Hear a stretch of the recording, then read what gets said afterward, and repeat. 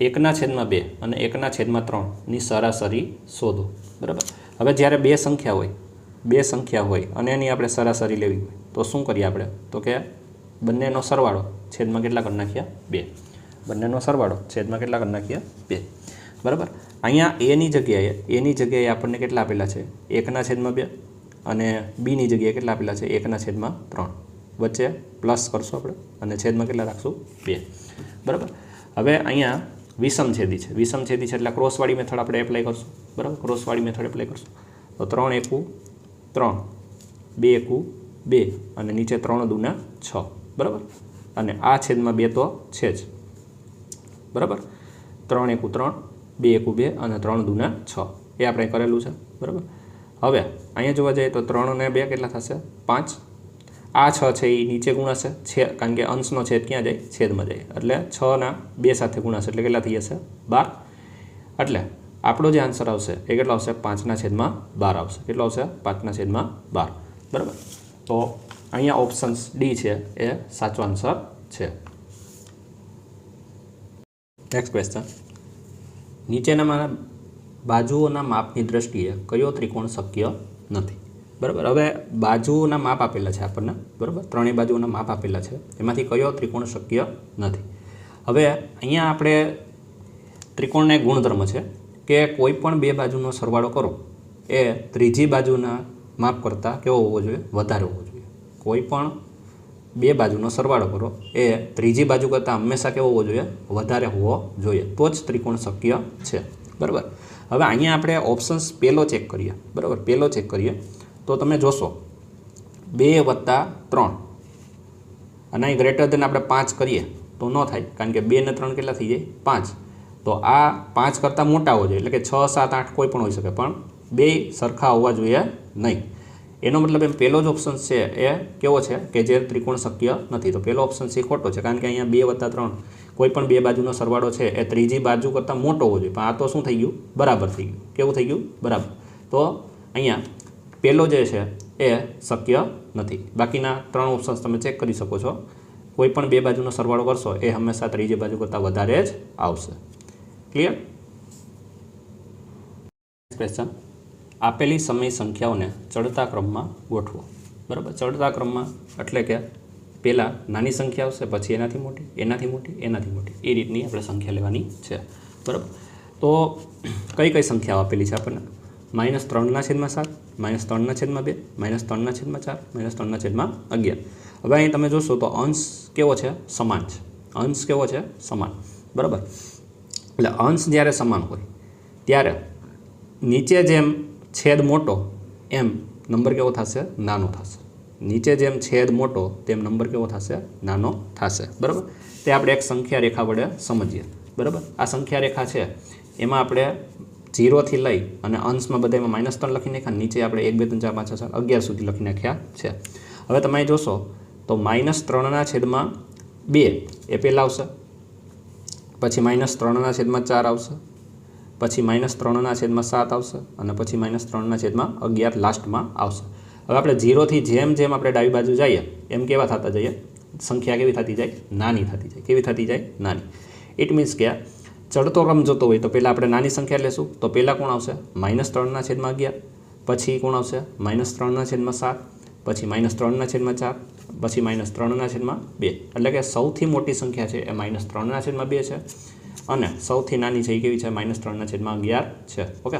તો અહીંયા ઓપ્શન્સ બી એમાં તમે જોશો તો લેફ્ટ ટુ રાઈટ બરાબર ચડતા ક્રમમાં તમને આપેલી છે -3/11, -3/7, -3/4, -3/2। તો ઓપ્શન્સ બી છે એ રાઈટ આન્સર થશે। ક્લિયર?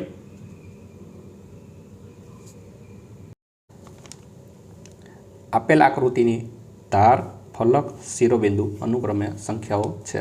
ધાર તો અહીંયા તમે જોશો તો ધાર કેટલી છે ભાઈ? તો આ જે લીટા છે એ ધાર છે। તો 1, 2, 3, 4, 5, 6, 7, 8, 9, 10, 11 અને 12 ટોટલ કેટલા લીટા છે? 12। તો ધાર કેટલી થશે? 12। ફલક, ફલક એટલે સપાટી। તો એક બોક્સ હોય એમાં કેટલી સપાટી હોય? તો કે 1, 2, 3, 4, 5 અને 6 ટોટલ કેટલી ફલક હોય? 6। કોઈ પણ બોક્સ હોય એને આપણે કેટલી ફલક હોય? સપાટી 6 હોય। બરાબર। નેક્સ્ટ છે શિરોબિંદુ. શિરોબિંદુ એટલે કે પોઈન્ટ. તો પોઈન્ટ અહીંયા તમે જોશો તો 4 પોઈન્ટ ઉપર અને 4 પોઈન્ટ નીચે. તો ટોટલ કેટલા પોઈન્ટ છે? 8. એટલે શિરોબિંદુ થશે 8. તો અહીંયા તમે જોશો તો ધાર 12, ફલક 6 અને શિરોબિંદુ 8. આપણો જવાબ આવશે 12, 6, 8. 12, 6, 8 ક્યાં છે? તો કે ઓપ્શન્સ બી. ઓપ્શન્સ બી છે એ આપણો સાચો આન્સર થશે. ક્વેશ્ચન અહીંયા તમે જોશો તો 7/3 ગુણ્યા -6/13 પ્લસ 7/5 ગુણ્યા 6/13. હવે અહીંયા બંનેમાં હોય એવું કોણ છે? 6/13 છે. બરાબર, બંનેમાં હોય એવું કોણ છે? 6/13. તો આપણે 6/13 છે એને આપણે કોમન લઈ લઈશું. બરાબર, તો હવે પછી જે કાઉન્સમાં વધશે આ માઇનસ છે આપણે આને આપી દઈએ તો -7/3 પ્લસ આ કાઉન્સમાંથી 6/13 12 છે તો અંદર કોણ રહેશે? 7/5 રહેશે. બરાબર, હવે 6/13 તો રાખવાના છે. અહીંયા આપણે 7 ઉપર કોમન છે. 7 શું છે? કોમન. એટલે 7ને આપણે ફરી પાછા કેમ લઈ લઈશું? 12 લઈ લઈશું. તો હવે અંદર કોણ વધ્યું? -1/3 પ્લસ 1/5. બરાબર, 6 × 7 = 42. 42/3 13. બરાબર, અહીંયા આપણે વિષમછેદીવાળી મેથડ એપ્લાય કરીએ તો 5 × 1 = 5, 3 × 1 = 3 અને 5 × 13 = 15. બરાબર, હવે 42/13 એમને રહેવા દઈએ. 5માંથી 3 જાય તો કેટલા આવશે? -2 છેદમાં કેટલા આવશે? 15. બરાબર, -2 છેદમાં કેટલા આવશે? 15.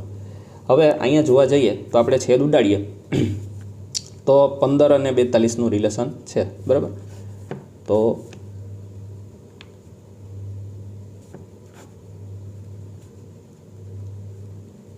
અહીંયા જોવા જઈએ તો આપણે 14 તેરી 42 અને અહીંયા લખીએ આપણે 5 તેરી 15.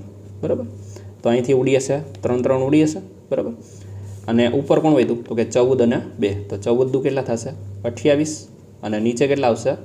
13 × 5 = 13 × 65. બરાબર, તો -28/65 -28/65 છે એ આપણો જવાબ આવવો જોઈએ. બરાબર, પરંતુ અહીંયા તમે જોશો તો આપણે ઓપ્શન્સમાં ક્યાંય તમને આપેલું નથી. બરાબર, ઓપ્શન્સમાં ક્યાંય આપેલું નથી. તેથી અહીંયા આપણે આન્સર આવવો જોઈએ 28/65 આવવો જોઈએ. બરાબર, તો -28/65 ઇઝ યોર રાઇટ આન્સર.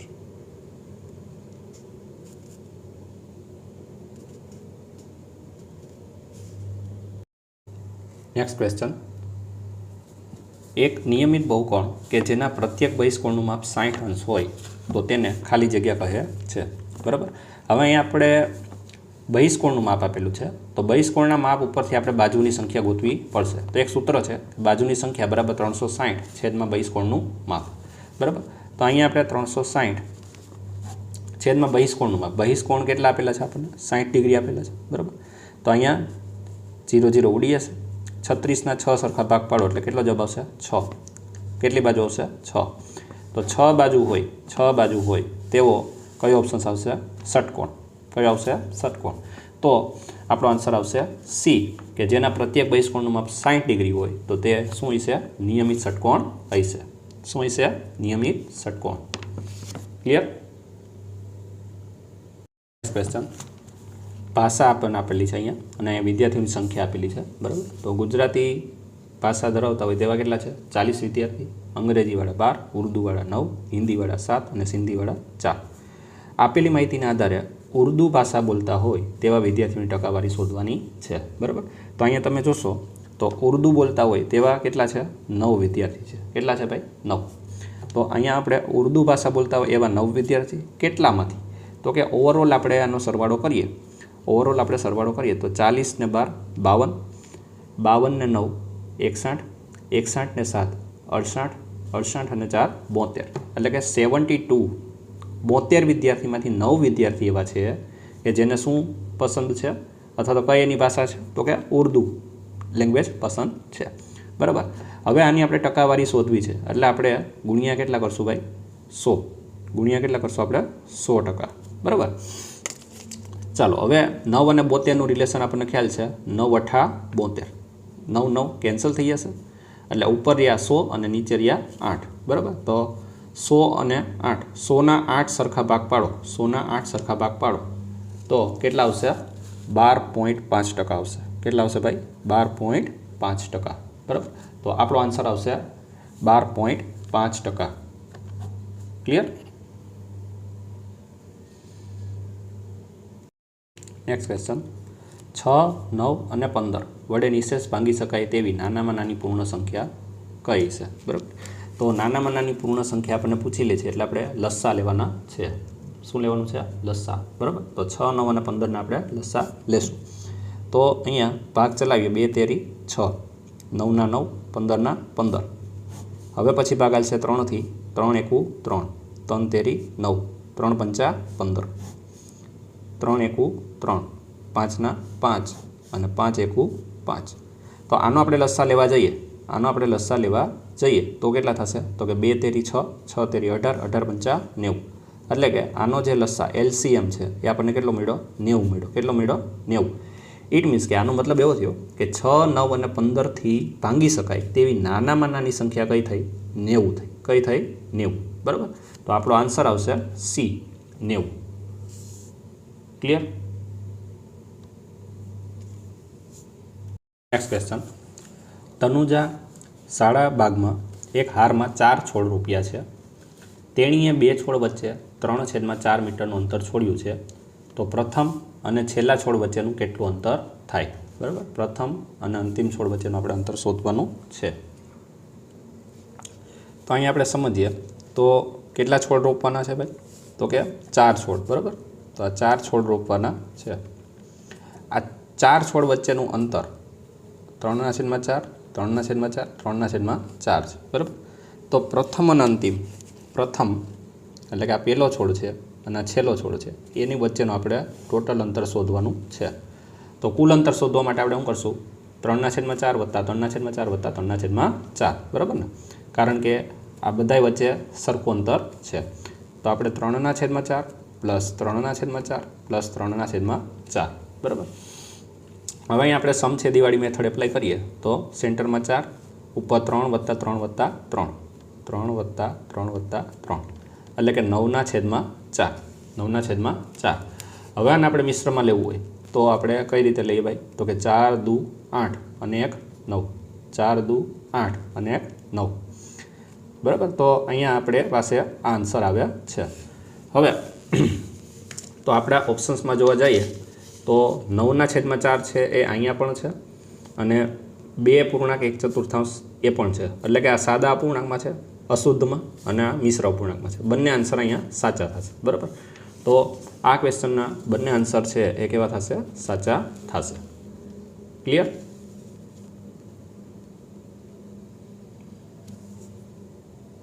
ચાલો નીચે આકૃતિ પરથી અંતઃકોણની જોડ ઓળખો. હવે અંતઃકોણ એટલે કે અંદરના ખૂણા. અંતઃકોણ એટલે કે અંદરના ખૂણા. બરાબર. તો આપણી પાસે આ 2 સમાંતર રેખા છે. આ 2 સમાંતર રેખા છે એની અંદરના ખૂણા ક્યાં છે? બરાબર. તો એની અંદરના ખૂણા ક્યાં છે? તો અહીંયા તમે જોશો તો 3, 5 અને 4 અને 6. 3, 5, 4 અને 6. બરાબર. તો આ ચારેય છે એ અંદરના ખૂણા છે. ક્લિયર? તો આપણી પાસે અહીંયા ઓપ્શન C 3, 5 અને 4 અને 6. બરાબર. 3, 5, 4 અને 6. તો option C is your right answer. Question, સમય સંખ્યાની કઈ જોડી સમાન નથી? બરાબર. તો અહીંયા તમે જોશો તો માઇનસ માઇનસ કેન્સલ થઈ જાય. તો અહીંયા 4/5, 4/5. તો આ તો બંને કેવા થઈ ગયા? સમાન થઈ ગયા. બરાબર. પછી અહીંયા એકવાર માઇનસ છે, અહીંયા પણ એકવાર માઇનસ છે. આને આપણે છેદ ઉડાડીએ તો 3 એકુ 3, 3 તેરી 9, 3 3 નીકળી જાય તો કેટલા આવશે? -1/3 જ આવશે. બરાબર. તો અહીંયા પણ -1/3, -3, 1/3. ઇટ મીન્સ કે આ પણ કેવું છે? સમાન જ છે. બરાબર. અહીંયા એકવાર માઇનસ છે, અહીંયા એકવાર માઇનસ છે. આને આપણે છેદ ઉડાડીએ તો 5 તેરી 15 અને 8 તેરી 24 અને માઇનસ તો છે જ અહીંયા. 3 3 નીકળી જાય, 3 3 નીકળી જાય તો આન્સર કેટલો આવશે? 5/8 માઇનસ. બરાબર. તો અહીંયા -5/8 છે, અહીંયા -5/8 છે. તો આ પણ કેવું થશે? સમાન થશે. બરાબર. હવે અહીંયા તમે જોશો તો 3, અહીંયા આપણે આના છેદ ઉડાડીએ -7/21. બરાબર. તો 7/21 છેદ ઉડાડીએ તો બાકી તો ડાયરેક્ટ જ ખબર પડીએ કે અહીંયા માઇનસ છે અને અહીંયા કેવું છે પ્લસ, તો ડાયરેક્ટ આ સમાન છે નહીં, ડાયરેક્ટ જ કહીએ કે અને છેદ ઉડાડશો તો પણ સરખું થશે નહીં, બરાબર. તો ડી ઓપ્શન છે એ સાચો છે, કારણ કે અહીંયા કેવા છે માઇનસ છે અને અહીં કેવા છે પ્લસ, તો આ કાંઈ પૂર્ણાંક સમય સંખ્યા છે એ સમાન થાય નહીં. એક ઋણ છે, એક કેવી છે ધન છે. ક્લિયર? ક્વેશ્ચન x બરાબર -2 માટે પદાવલી 4 કૌંસમાં 2x - 1 પ્લસ 3x પ્લસ 11 ની કિંમત શોધો. તો અહીંયા કિંમત શોધવાની છે. કિંમત જ્યારે શોધવાનો દાખલો આવે ત્યારે આપણે એક્સની જગ્યાએ શું મૂકીએ છીએ? આપેલ કિંમત મૂકીએ છે. તો અહીંયા આપણે એક્સની જગ્યાએ કેટલા મૂકશું? -2 મૂકશું, બરાબર. તો ક્વેશ્ચન કંઈક આ ટાઈપનો છે, બરાબર. અહીંયા એક્સની જગ્યાએ કેટલા લખવાના છે? -2 મૂકવાના છે, બરાબર. તો 4 કૌંસમાં 2 - 2, એક્સની જગ્યાએ આપણે શું મૂક્યું? -2 -1 પ્લસ 3 કૌંસમાં -2 પ્લસ 11, બરાબર. હવે આની આપણે ગણતરી કરીએ તો 4 2 દુ 4 કેવા આવશે? -4, -1 તો છે જ, પ્લસ માઇનસ માઇનસ 3 દુ 6 પ્લસ 11 તો છે જ. 4 અને 1 સમાન નિશાનીએ સરવાળો એટલે 4 ને કેટલા થશે? 5, મોટાની નિશાની તો માઇનસ આવશે, બરાબર. -6 + 11 તો છે જ. આગળ આ બેનો ગુણાકાર કરીએ તો 4 × 5 = 20, પણ કેવા? માઇનસ, કારણ કે પ્લસ માઇનસ માઇનસ, -6 + 11, બરાબર. હવે અહીંયા આપણે જોવા જઈએ તો આ બેનું જોઈએ તો સમાન નિશાનીએ સરવાળો તો 20 ને 6 26, મોટાની નિશાની પ્લસ કેવા છે? 11 તો છે જ અહીંયા. હવે આ બેનું શું થશે? તો કે અલગ નિશાનીએ બાદબાકી, તો 26માંથી 11 જાય તો કેટલા આવશે? 15. 26માંથી 11 જાય તો કેટલા આવશે? 15, મોટાની નિશાની. તો આ જે આપણે આખો દાખલો સોલ્વ કર્યો એનો આન્સર કેટલો આવ્યો? -15 આવ્યો. કેટલો આવ્યો? -15, બરાબર. તો અહીંયા ઓપ્શન્સમાં -15 તમને ક્યાંય આપેલા છે નહીં, તો અહીંયા ઓપ્શન્સમાં ભૂલ છે, પરંતુ આપણો આન્સર કેટલો આવવો જોઈએ? -15 જ આવવો જોઈએ. એ જ સાચો આન્સર છે. ક્લિયર? નેક્સ્ટ ક્વેશ્ચન, કઈ આકૃતિમાં અસંખ્ય સમમિતિ રેખાઓ દર્શાવી શકાય? તો ધોરણ 7માં સમમિતિવાળું ચેપ્ટર છે, બરાબર. એમાં આપણને ખ્યાલ છે કે વર્તુળ છે એમાં અસંખ્ય સમમિતિઓ દર્શાવી શકાય છે, કારણ કે આ વર્તુળ હોય એને તમે આમે બતાવી શકો, આમે બતાવી શકો, આમે બતાવી શકો, આમે બતાવી શકો, આવી રીતે અસંખ્ય રીતે આપણે વર્તુળની સમમિતિ દર્શાવી શકાય છે, બરાબર. તો અહીંયા આવશે વર્તુળ, ઓપ્શન્સ ડી. એક નિયમિત બહુકોણમાં દરેક બહિષ્કોણનું માપ 20 અંશ હોય તો કેટલી બાજુઓ હોય? બરાબર. તો આપણી પાસે એક સૂત્ર છે, કયું છે? તો કે બાજુઓની સંખ્યા બરાબર 360 અંશ છેદમાં બહિષ્કોણનું માપ. આપણે બાજુઓની સંખ્યા જોતી હોય તો 360 ભાંગી આપણે શું કરવું પડે? બહિષ્કોણ કરવો પડે. તો અહીંયા 360 છેદમાં બહિષ્કોણ આપણને કેટલો આપેલો છે? અહીંયા 20 અંશ આપેલો છે, બરાબર.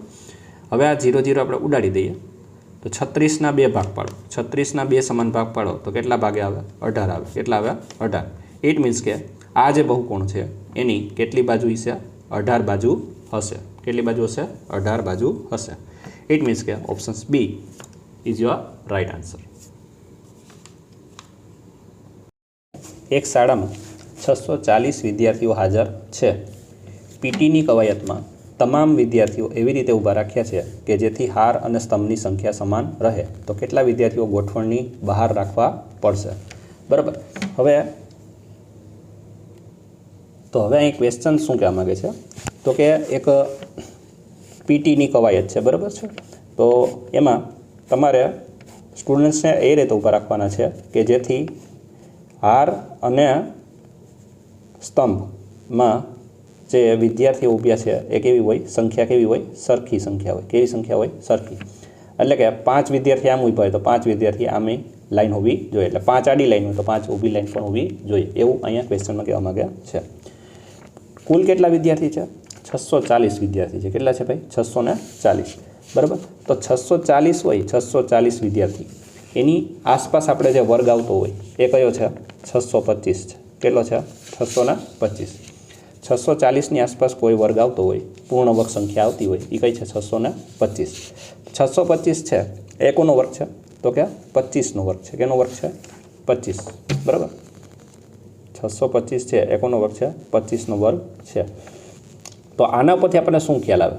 તો કે એક લાઈન એવી રીતે કવાયા થઈ છે કે જેમાં 25 વિદ્યાર્થીઓની લાઈન છે એ આડી છે અને 25 વિદ્યાર્થીઓની લાઈન છે એ કેવી છે? ઊભી છે. ત્યારે જ 25 કેટલા થાય? 625 થાય. બરાબર, તો આ રીતે આપણે ગોઠવીએ, 625 વિદ્યાર્થીનો ગોઠવીએ તો હાર અને સ્તંભની સંખ્યા સરખી થાય.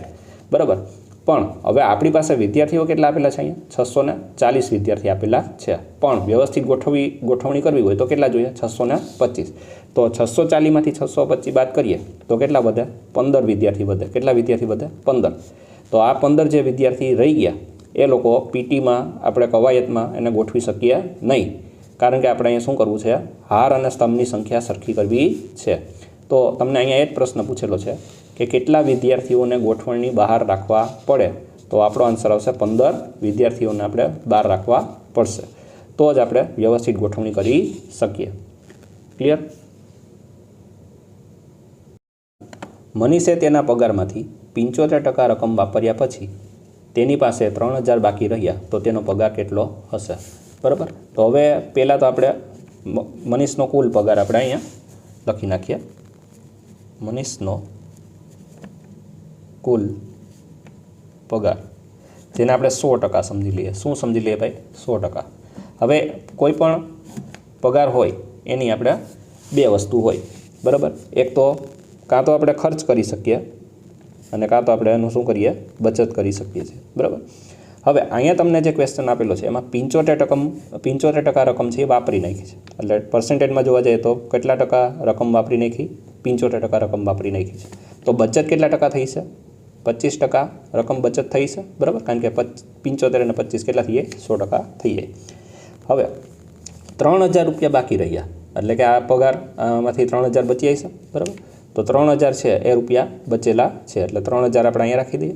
બરાબર, તો આપણે પગાર કેટલો હશે એની વાત છે. તો હવે કુલ પગાર આપણે શોધવાનો છે. બરાબર, શરૂઆતમાં તો 100%ની હોય વેલ્યુ આપણે કાઢવાની છે. બરાબર, તો અહીંથી આપણે કેલ્ક્યુલેટ કરીએ કે 25% એ 3000, તો 100 એ કેટલા? કઈ રીતે ગણશું? 25% 3000, તો 100% એ કેટલા? તો એ રીતે આપણે અહીંયા કેલ્ક્યુલેટ કરીએ તો 25% એ 3000, તો 100% એ કેટલા? તો આપણે અહીં શું કરવું પડશે? ગુણાકાર કરવો પડશે. બરાબર, તો 100 ગુણ્યા 3000 છેદમાં કેટલા આવશે? 25. 100ના 25 ભાગ કરો એટલે કે 25 ચોખ્ખું કેટલા થશે? 100. 25 ચોખ્ખું કેટલા થશે? 100. અને આ બેનો ગુણાકાર કરીએ તો આપણને કેટલા મળશે? 4 તેરી 12000. કેટલા મળશે? 12000.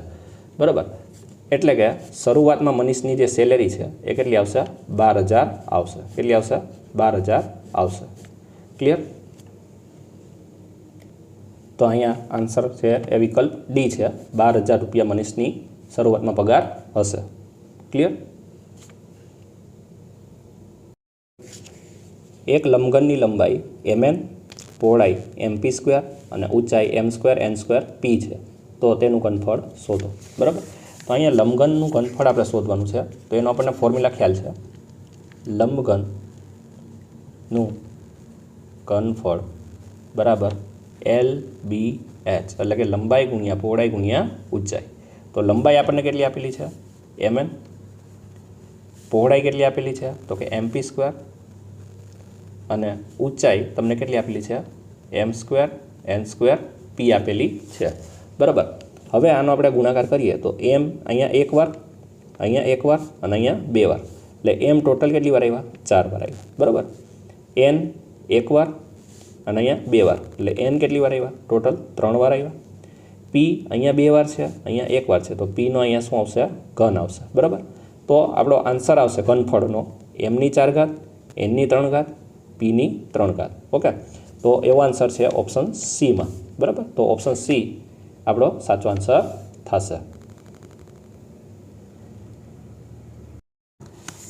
એક સમબાજુ ચતુષ્કોણનો વિકર્ણોની લંબાઈ 8.5 સેમી અને 16 સેમી છે, તો તેનું ક્ષેત્રફળ શોધો. હવે અહીંયા આપણને સમબાજુ ચતુષ્કોણ આપેલા છે, બરાબર. તો અહીંયા આકૃતિ ઉપરથી આપણને ખ્યાલ આવે કે સમબાજુ ચતુષ્કોણ છે એના વિકર્ણો આપણને બે આપેલા છે, એક 16 છે અને એક કેટલું છે 8.5. તો સમબાજુ ચતુષ્કોણનું ક્ષેત્રફળ આપણને ખ્યાલ છે 1/2 d1 ગુણ્યા d2. અહીંયા d1 અને d2 છે એ વિકર્ણો છે, ડાયાગોનલ છે, બરાબર. તો 1/2 d1 પહેલો ડાયાગોનલ તમને કેટલો આપેલો છે 8.5.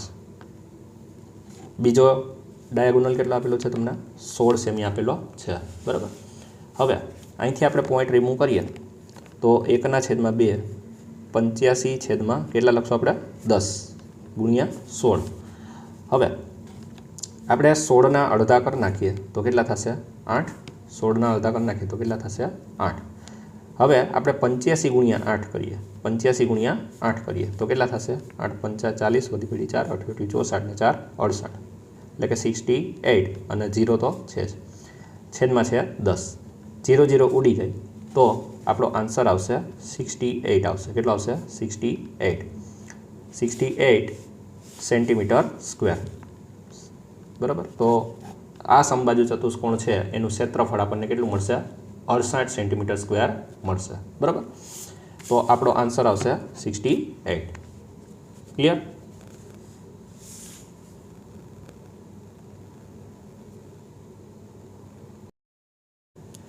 વનસ્પતિ કોષનું માપ 0.0001275 મીટર છે, તેને પ્રમાણિત સ્વરૂપે કેમ લખાય?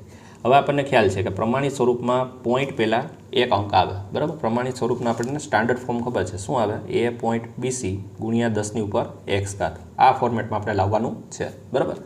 તો અહીંયા જોવા જઈએ તો પોઈન્ટ અહીંયા છે, બરાબર. પોઈન્ટ પહેલાં એક અંક બેઠેલો હોવો જોઈએ. તો અહીંયા પોઈન્ટ પહેલાં એક અંક બેસાડવો હોય તો આપણે પોઈન્ટને ક્યાં ટ્રાન્સફર કરવો પડે? અહીંયા ટ્રાન્સફર કરવો પડે, તો જ પોઈન્ટ પહેલાં એક અંક બેઠેલો કહેવાય, બરાબર. તો અહીંથી આપણે પોઈન્ટ છે આ બાજુ ટ્રાન્સફર કરીએ તો 1 2 3 4 અને 5 અંક ચાલ્યા. કેટલા અંક ચાલ્યા? 5 અંક આપણે જમણી બાજુ ચાલ્યા. તો કઈ રીતે થશે 1.275 ગુણ્યા 10ની ઉપર કંઈક ઘાત બનશે. કેટલી ઘાત બનશે? તો જેટલા આપણે જમ્પ લગાડ્યા એટલી ઘાત બનશે. 1 2 3 4 અને 5, તો 5 ઘાત બનશે. જો જમણી બાજુ ચાલીએ તો માઇનસમાં ઘાત બને અને ડાબી બાજુ ચાલીએ તો પ્લસમાં ઘાત બને, બરાબર. હાલમાં આ ક્વેશ્ચનમાં આપણે જમણી બાજુ ચાલ્યા છે, તેથી આની ઘાત કેવી આવશે -5, બરાબર, મીટર. તો અહીંયા આ જે ક્વેશ્ચન છે વનસ્પતિ કોષનું માપ, એનો આપણે પ્રમાણિત સ્વરૂપ 1.275 ગુણ્યા 10 - 5 ઘાત આવશે. રેડી? તો એવો ઓપ્શન્સ આપણી પાસે બી છે. ક્લિયર?